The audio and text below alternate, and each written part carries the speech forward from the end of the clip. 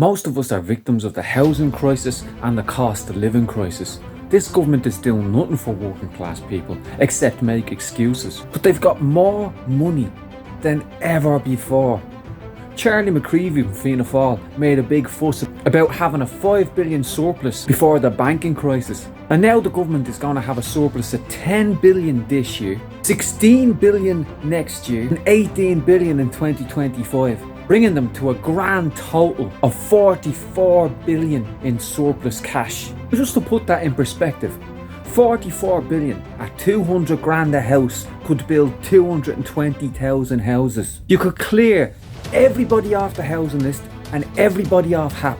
And there's 166,000 empty properties already sitting there all across this country. But even if you don't want to spend that big, there's small things they could do that would improve working class lives. I mean, you could abolish the cost of school books, school uniforms and voluntary contributions.